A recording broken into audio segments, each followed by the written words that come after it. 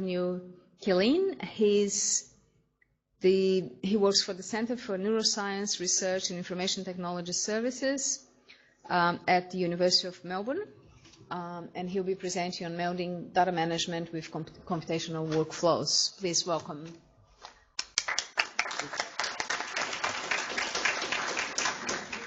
Good morning, everybody. I'm going to present on behalf of my colleagues, who you can see listed there. And I'm going to talk about our work on integrating some specific technologies in data management and computational workflows. We're about 60% of the way through our ARC linkage grant project. So this is largely a technology talk, but I'll tell you about some of the background technologies and how we're integrating them. But also I'll present a case study which we've used to drive, obviously, some of the workings out of how to do this.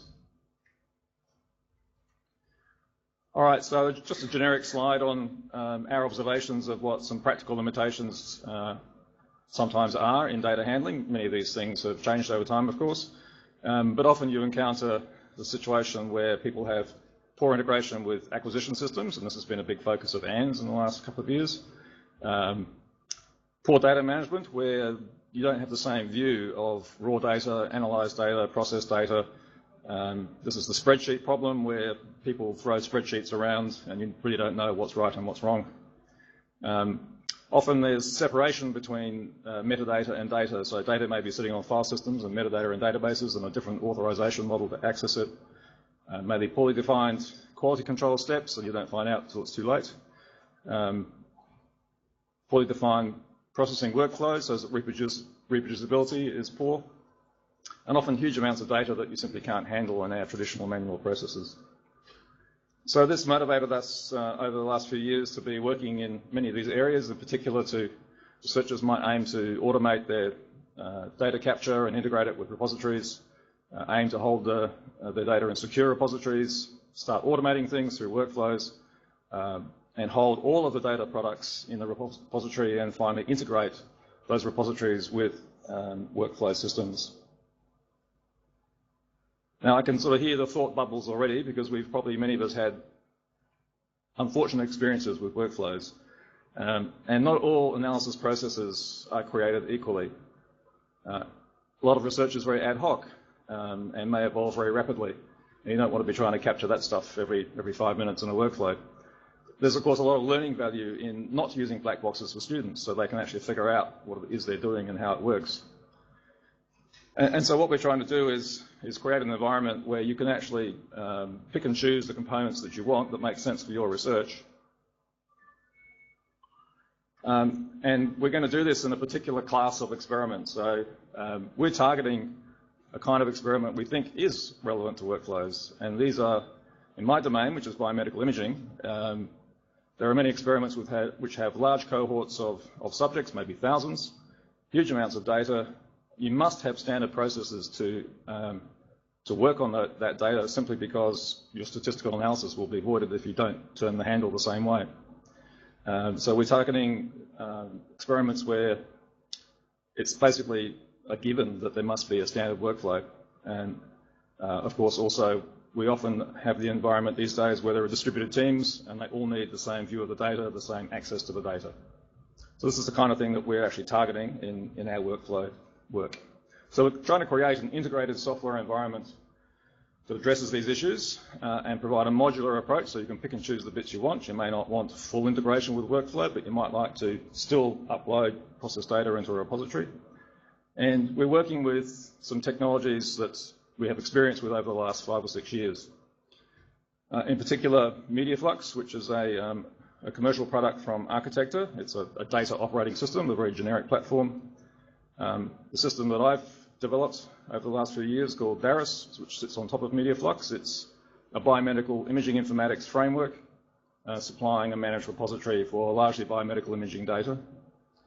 And then Nimrod, a grid broker system developed at Monash University, and that's underpinning Kepler, a well-known workflow engine coming out of UCSD. So just to go through those technologies a little bit, MediaFlux is a very generic operating system for data and the metadata. It combines data management with many other services such as geolocation, federation, replication, web serving. And the server is a pure Java application, and clients can access it through a variety of protocols such as HTTP, all your favourites.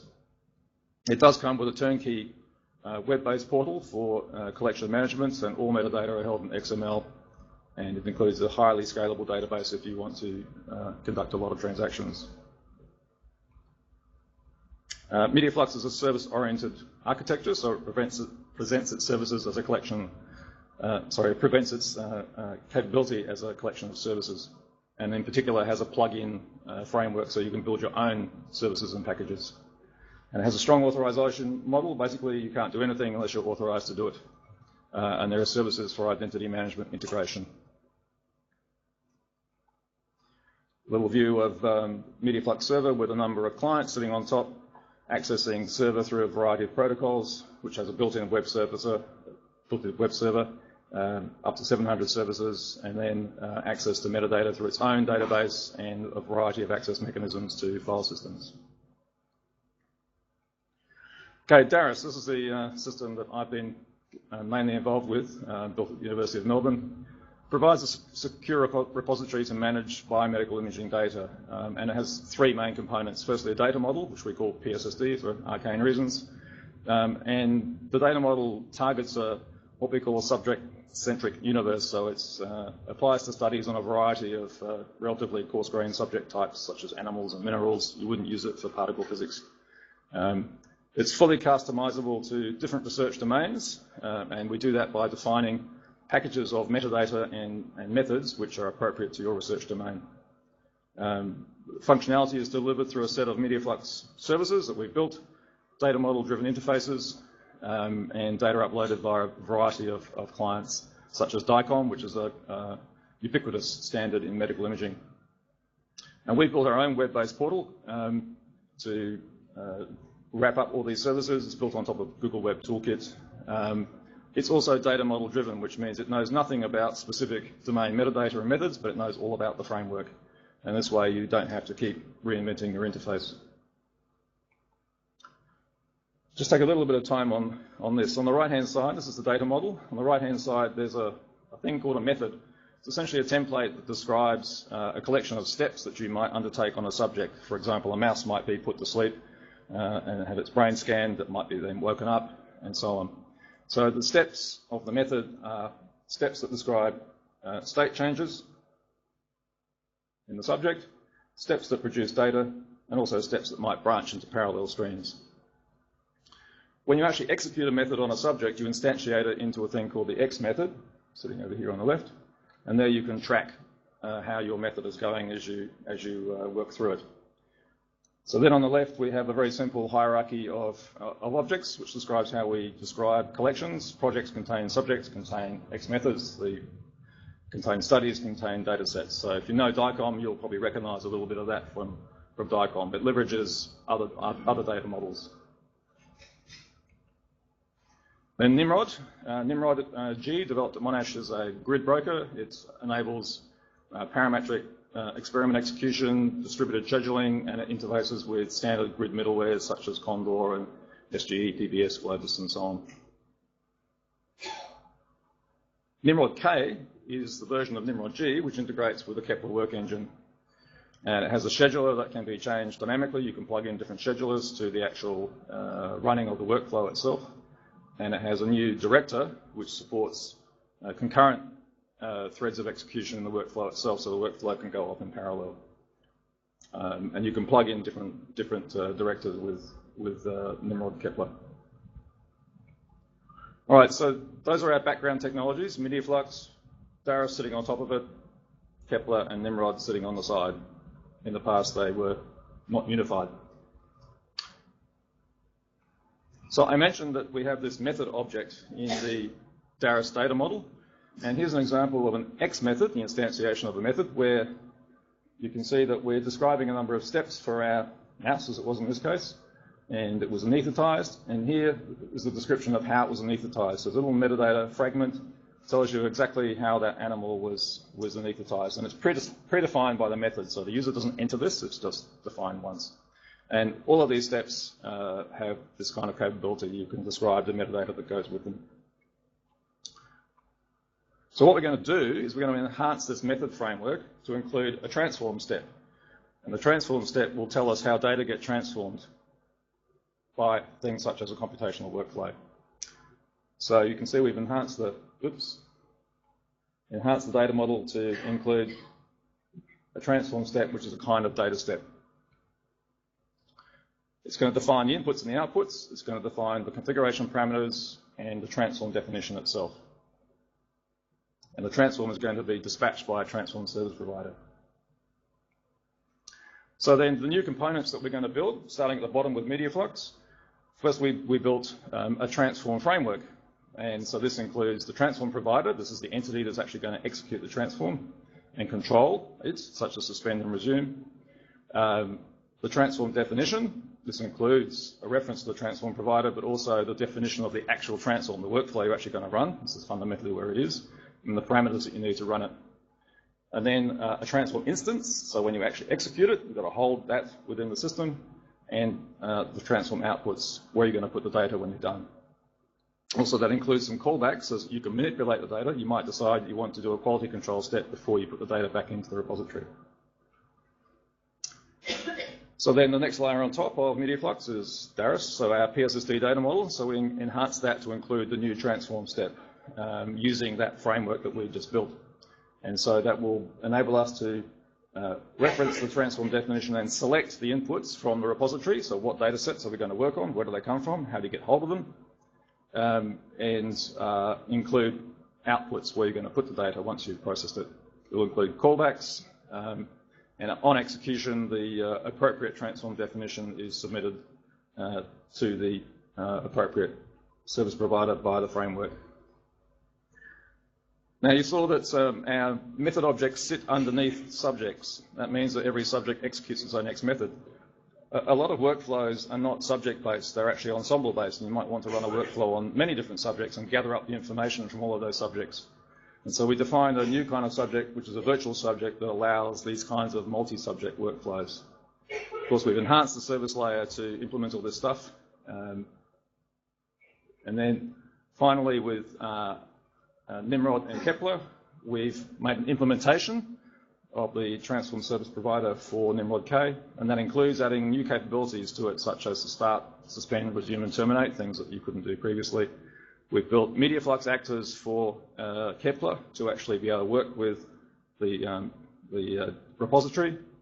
So actors that can fetch and put data sets back into the repository, and a generic actor that can execute any MediaFlux service from within Kepler. Also, some core components were enhanced so that execution control by the director in Nimrod could be executed. A new grid job actor that has greater capabilities for moving data around, filtering files, and symbolic substitutions within strings. All right, so the case study that's driven a lot of this. So I work in biomedical imaging, specifically neuroimaging, and I haven't really told you much about the domain because all the technologies are very generic. Of course, we're always doing things with them in particular domains, but they are very generic technologies. And the particular case study we're working with is one where there's a cohort of subjects who are people with musculoskeletal disease, and we're looking to identify brain activation associated with their back pain. Could have been any experiment, but this is the one we happen to work with. And so this consists of acquisitions of functional MRI images acquired for two groups, participants and controls. And the data consisted of structural brain images, functional brain images acquired every 6 seconds. So a functional brain image means that the subject is doing something, it might be tapping a finger or answering a question, and their brain is activating as a result of them doing something. And the participant's own subjective pain rating acquired every minute as to how much pain they were feeling whilst lying in the scanner. And then, of course, an identical analysis was conducted for all of the participants. And the process is that you derive a thing called the regional cerebral blood flow, how much blood flow is the brain receiving in a particular area in the brain, and then you do a statistical analysis to derive the bits of the brain that are correlated with pain.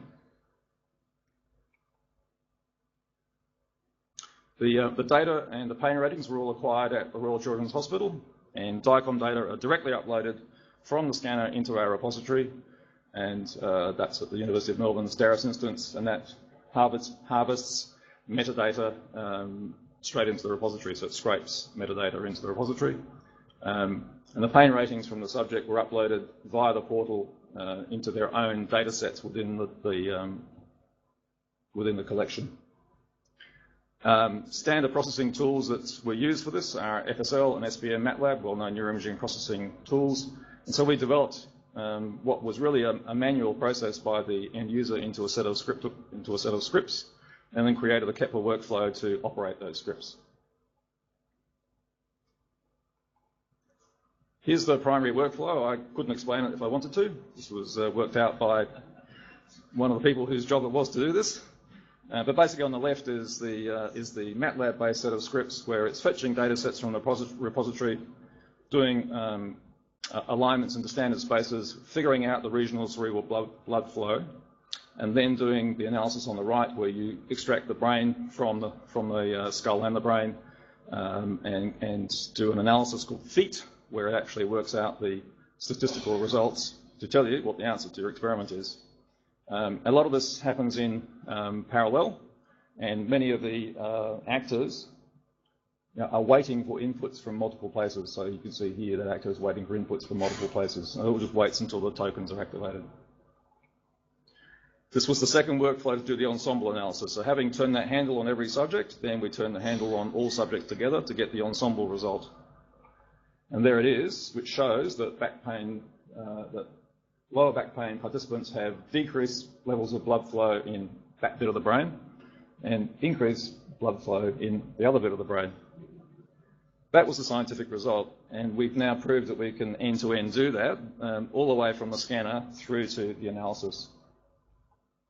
And this is a little graph that shows that for the 10 subjects that were done in parallel through a single workflow, you can see the different components that are activated. So the BET skull extraction process in blue, there were this many processes doing that, and then the FEAT process here in black, which is the one that does most of the work, fired up. And you can see they're overlapping, so things are clearly happening asynchronously and in parallel. This is just standard Nimrod stuff. There's nothing to do with what we've done. It's just what Nimrod Kepler can do. It proves that it was actually happening in parallel. So in summary, we've taken our technologies that used to live in their own silos and brought them together and developed new infrastructure in MediaFlux, in Darras, our repository, and Nimrod Kepler to make them all work together. And with the modular approach, so that you can choose to either be tightly integrated, upload your data, kick off an automatic workflow, and when you get back to the office, your data have been analysed. Or you can do things more manually and choose which bits of the system you want. You want to upload stuff yourself and stick on the provenance metadata that describes what that transformation was, or not. We know that people will want to do things their way, and we're just trying to give them the tools to do it however they want. Future work and challenges. One tricky one is that data are often inconsistently labelled in repositories. How do you find the structural brain image? What is the thing that describes that? And that's quite difficult, and often even trivial things like a scan being taken a second time because the patient moved the first time will be labelled quite differently. Follow up, repeat. So some fuzzy logic is going to be required there to figure out those kinds of things. I think one of the hardest things, and I disagree with some of my colleagues on this, but I think one of the hardest things is how to present all of this information to the end user. Well, it's great that you've done all that analysis for them and stuffed the results back in the repository, but what you've stuffed back in may be a container holding a directory tree of products, because applications make a lot of stuff. It's not just a single data set you're poking back in.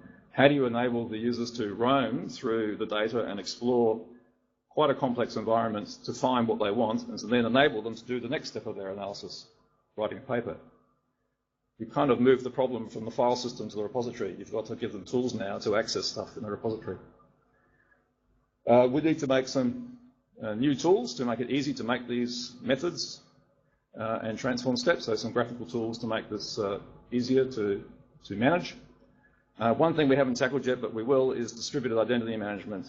So we're going to use MediaFlux as a a secure wallet. So if you've got a grid certificate for this supercomputer that you want to run your workflow on, upload the certificate to MediaFlux. It will give you a token back, short-lived, long-lived, which you'll then use to access that certificate and run on that resource. So we haven't done that yet. That's coming next. And I think fundamentally we have to make the end-to-end process straightforward, but I don't believe that we necessarily have to make it easy for end users. So I think this is a dangerous place to be. I think people like us who are enablers, it's perfectly legitimate that we spend time building these workflows for projects that are funded to millions of dollars to operate on subjects, thousands of subjects over many years in time. It's fine that you put some effort into an e-research analyst or enabler to actually help them build these workflows, even if it takes a little bit of time. I don't think it has to be drag and drop, click away, and it's done in 5 minutes. I think that's just nonsense. This work was funded by an ARC linkage grant and also, of course, by a commercial partner, Architecture. Thank you.